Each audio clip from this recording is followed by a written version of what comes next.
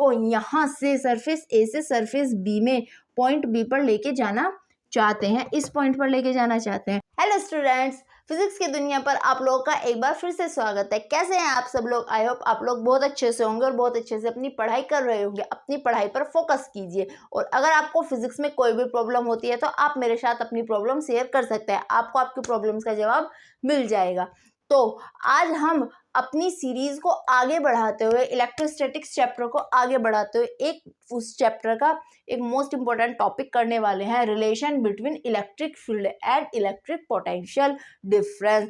यानी कि जब हमारे दो पॉइंट के बीच में इलेक्ट्रिक पोटेंशियल डिफरेंस आता है तो उस कंडीशन में उसका उस इलेक्ट्रिक फील्ड के साथ क्या रिलेशन होता है। क्योंकि हमें पता है पोटेंशियल डिफरेंस कब आता है, जब हम अपने चार्ज को एक पॉइंट से इलेक्ट्रिक फील्ड के अंदर दूसरे पॉइंट पर ले जाने में वर्क करते हैं। तो सिंपल बात है ना, वहाँ पे हमारा क्या होगा, इलेक्ट्रिक फील्ड के साथ कोई ना कोई रिलेशन, तो हम उसी इलेक्ट्रिक फील्ड रिलेशन को फाइंड आउट करने वाले हैं। इसके लिए हमें सबसे पहले टॉपिक पढ़ना होगा इलेक्ट्रिक इक्विपोटेंशियल सरफेस। क्या पढ़ना होगा? Equipotential surface. इक्विपोटेंशियल सरफेस क्या होता है, आपको पता है? बताइए, अगर पता है तो कमेंट बॉक्स में बताइए। चलिए आप अपना आंसर सोचिए, जब तक मैं आपको बताती हूँ क्या होता है इक्विपोटेंशियल। इक्विपोटेंशियल, इक्वी यानी इक्वल, ठीक है, पोटेंशियल यानी वर्क या फिर पोटेंशियल, आप कुछ भी बोल सकते हैं। तो इक्विपोटेंशियल सरफेस क्या होता है? The surface which have equal potential at every point of that surface is known as the equipotential surface. यानी वो सरफेस जिसके हर पॉइंट पर इलेक्ट्रिकल पोटेंशियल या फिर वर्क डन हर पॉइंट पर सेम होता है, उसको हम क्या बोलते हैं? इक्विपोटेंशियल सरफेस बोलते हैं। इक्विपोटेंशियल सरफेस में क्या होता है, हमारे चार्ज और वर्क डन पॉइंट की जो डिस्टेंस रहती है ना, वो हमेशा सेम रहती है। वो किस तरह से, आप एक तरह से सर्कल के रेडियस की फॉर्म में उसे मान सकते हैं कि सर्कल की रेडियस है और हर पॉइंट पर सेम रहनी है। तो इक्विपोटेंशियल सरफेस किस तरह से होगा? अगर ये हमारा पॉजिटिव चार्ज है तो ये काम कर रहा है तो इससे इलेक्ट्रिक फील्ड इस तरह से जाएगा, ठीक है। तो इसका जो इक्विपोटेंशियल सरफेस होगा वो कैसे होगा? इस तरह से, ठीक है। तो इस तरह के सरफेस को हम क्या बोलते हैं? Equipotential surface. क्योंकि हर बार देखो, जो भी आप कहीं पे भी आप सरफेस पे काम कर रहे हो उससे चार्ज की डिस्टेंस क्या है? सेम है या नहीं है? बताओ आप मुझे, है ना। तो इस तरह के सरफेस को हम क्या बोलेंगे? Equipotential surface. या फिर ये ऐसे भी हो सकता है, एक स्क्वायर की शेप में भी हो सकता है ये, ठीक है। इस तरह के सरफेस को हम क्या बोलते हैं? इक्विपोटेंशियल सरफेस बोलते हैं। अब फाइंड आउट करते हैं इस इक्विपोटेंशियल सरफेस और इलेक्ट्रिक फील्ड के बीच में रिलेशन क्या, कैसे। हम मान रहे हैं हमारे पास दो इक्विपोटेंशियल सरफेसेस है, ठीक है, जिनका जो सरफेस का जो हमारा पोटेंशियल है, एक सरफेस का कुछ और है, दूसरे का कुछ और है।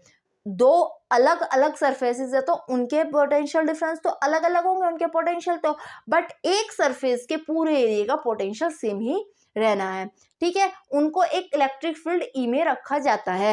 Let us consider we have two electrical equipotential surfaces, surface A and surface B. Okay, यहाँ पे हमारे पास इस तरह से दो सरफेस है।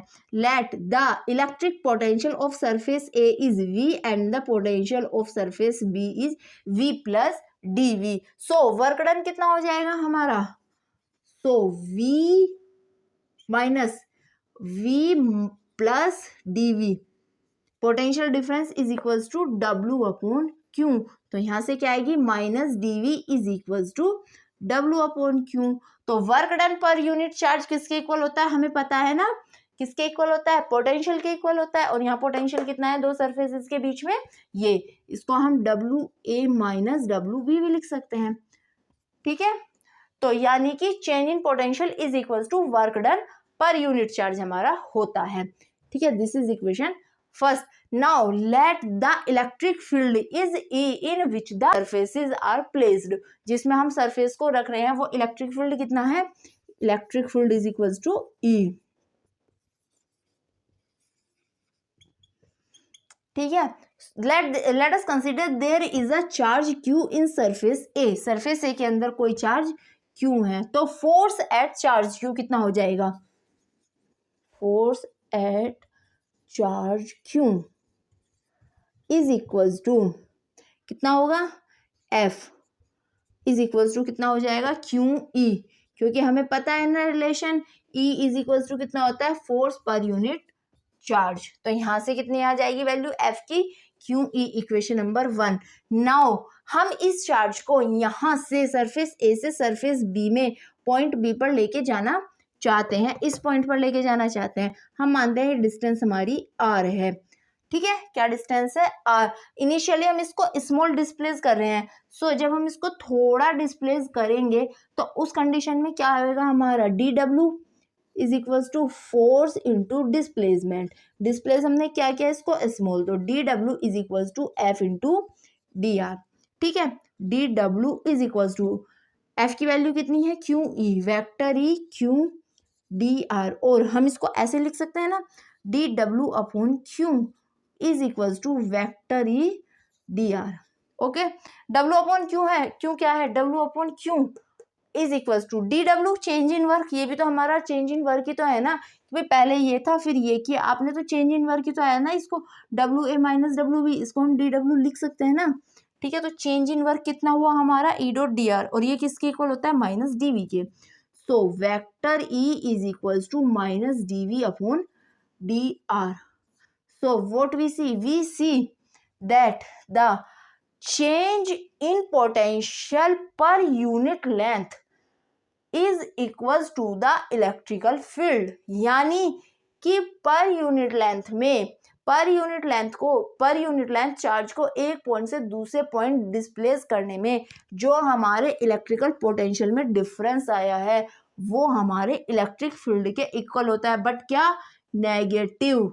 यानी कि क्या है इस बात का मतलब कि जितना ज़्यादा इलेक्ट्रिक पोटेंशियल चेंज होगा इलेक्ट्रिक फील्ड वहाँ उतना ही कम होगा, यानी कि ज़्यादा इलेक्ट्रिकल पोटेंशियल डिफरेंस की तरफ हमारा इलेक्ट्रिक फील्ड कम जाएगा, ठीक है ना, ओके क्लियर।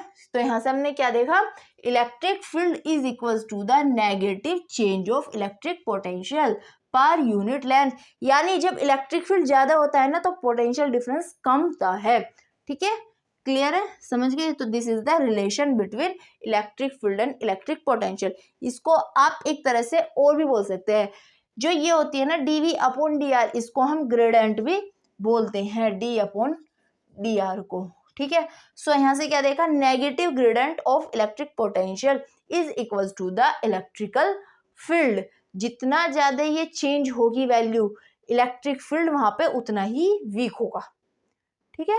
इसका मतलब क्या है, आपका पोटेंशियल पर रेस्पेक्ट टू लेंथ जितना ज्यादा चेंज हो रहा है इसका मतलब उधर इलेक्ट्रिकल फील्ड उतना ही वीक है। I hope you understand very well. अगर आपको ये वीडियो अच्छा लगा है तो वीडियो को लाइक और चैनल को सब्सक्राइब करे बिना मत जाइएगा, और वीडियो के बारे में आपकी क्या राय है कमेंट बॉक्स में कमेंट में जरूर बताइएगा। तो आज के लिए बस इतना ही, मिलते हैं नेक्स्ट वीडियो में।